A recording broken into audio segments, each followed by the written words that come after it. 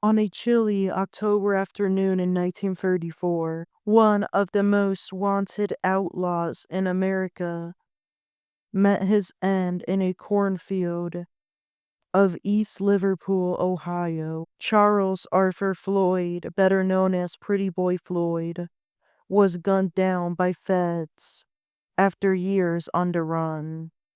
His death marked the end of a crime-filled era, but it also sparked a public outpouring of fascination, grief, and controversy. Today, we're revisiting the final chapter of Pretty Boy Floyd's life and the journey his body took after those fatal gunshots echoed through the countryside. The FBI had been tracking him for months. Some say he was ambushed, others claim he reached for a weapon. What's clear is this: on October 22nd, 1934, Floyd was shot and killed at the scene by feds. He was left lying in the field just outside East Liverpool.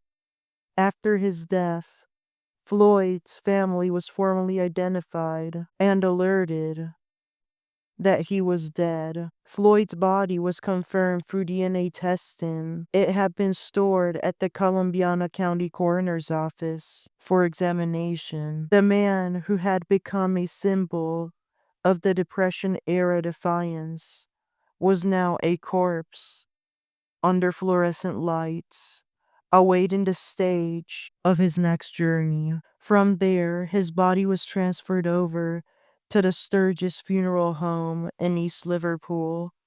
2 days later, on October 24th, the doors opened for a public viewing and family visitation.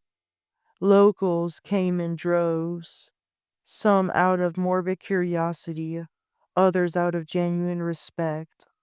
Despite his crimes, Floyd had become something of a folk hero, known for robbing banks and destroying mortgage records to help struggling farmers. He was truly the past-day Luigi Mangione. After the Ohio visitation, his body was shipped back to his home state of Oklahoma. There, on October 26, 1934, a memorial service was held at the Agent Funeral Home in Sallisaw.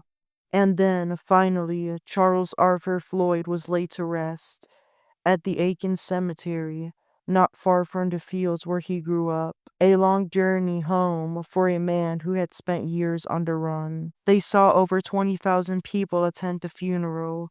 Some mourned a lost son, others celebrated the end of a man they saw as a threat. But all of them bore witness to the legacy of Pretty Boy Floyd, one of crime, resistance, and the complex truths that define American outlaw history. I'm Santiago, and this is Strawberry Ink. Until next time, stay curious, stay grounded, and stay human. Thank you, and have a good rest of your day. May this beautiful human rest in peace.